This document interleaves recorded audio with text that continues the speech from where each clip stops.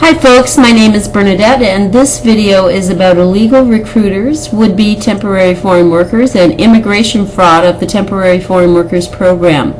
This is a follow-up to a story I showed you on my sites just a few weeks ago regarding a recruitment agency named Go West Jobs International, owned and operated by Canadian Imelda Fronda Saluma.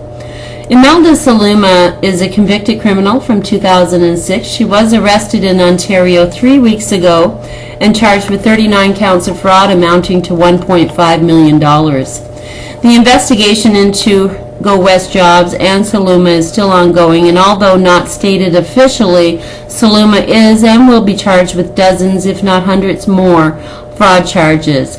There are simply so many people involved, so many victims, so many agents, that it might take actually until the summer before a final count of the charges and the true amount of the fraud is released publicly.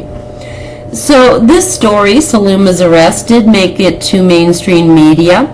It was on CBC Toronto, CTV, The Sun, etc. But the importance of the story was really downplayed by the media. The CBC, for example, interviewed one person who had lost $3,000 and then had a couple questions for one agent, and that was about it. Surprisingly, although the real story involves, again, would-be temporary foreign workers, fraudulent LMOs, and an immigration scam, these words were not even mentioned by the media.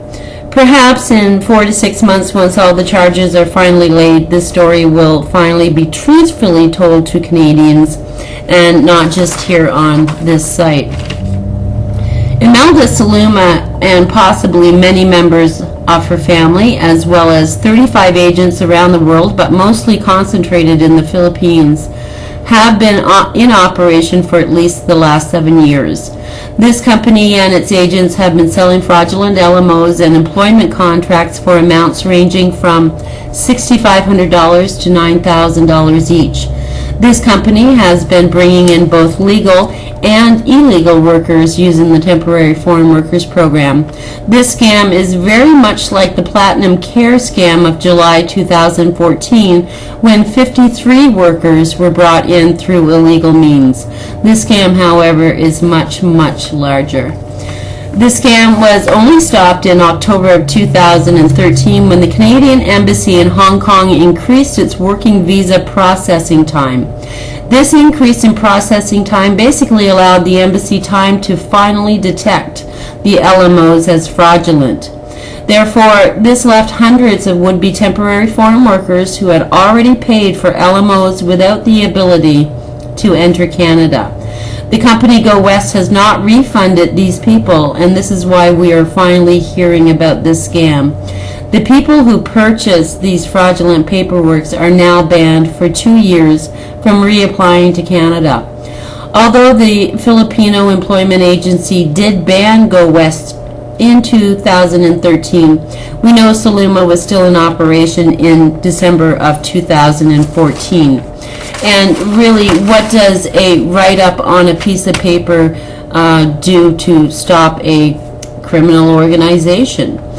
In October 2014, a person contacted me from the Philippines asking for help. This person is in a desperate state. Like many others, this person has borrowed money to purchase an LMO. Now the money is gone and they did not make it into Canada to work off the loan. This person eventually put me in contact with several of Saluma's direct agents. These agents are those that did the recruiting, distributed the fraudulent LMOs, and funneled the money into Saluma and her family. I have learned over the last 5 months of researching this scam that this type of illegal recruitment activity is actually very common in places like Taiwan and the Philippines. These fraudulent documents are sold and used as a stepping stone to enter Canada. Although many people purchasing these documents know that the job offer is not legitimate, they do use the paperwork just to enter Canada. Then they scout for legal employment. Although it appears Go West did supply some legitimate job offers, most were not valid. Most were just used to bring in people to the country. here are 6 examples of the companies named on these fraudulent LMOs. You can pause the video to read the finer details. These are the actual LMOs used by Go West Jobs to bring in both illegal workers and the LMOs that ended up scamming hundreds of people. First up is Monaghan Mushrooms. They are out of Ontario. Next is Tim Hortons. This one is located in Campbell River, BC. This is rather odd because I do know that Mercan is the sole provider of temporary foreign workers to Tim Hortons, so I'm not quite sure what the connection there is. Up next is Sawridge Group of Companies. This is in Edmonton. We also have SRI Homes out of Saskatchewan, Microtel Hotels out of Saskatchewan, and Sun Select Produce out of BC. Several other companies are listed on these fraudulent LMOs, such as Lakeshore Nurseries, Amex, McDonald's, and several Ontario farms, but I do not have a copy of those. Go West Jobs also provided fraudulent employment contracts. Here's an example of 2. This one is from Sawridge, and this one is from SRI Homes. So with the fraudulent LMO and the fraudulent employment contract, all a person needs is a very quick working visa, and they can easily enter our country. Now, most of the companies listed on these fraudulent LMOs, of course, deny any knowledge of this scam. However, this is not entirely accurate. There is direct written evidence linking both Go West Jobs International, Imelda Loomis, and many of these Canadian employers. Here's just one of those interesting emails from Saluma to one of her agents stating she has paid a certain Sawridge Conference Center employee $123,000 for 123 LMOs. I did tell Mr. Kenny a month ago that employers here in Canada using these illegal recruiters are making almost $1,000 per LMO as kickbacks as part of this scam.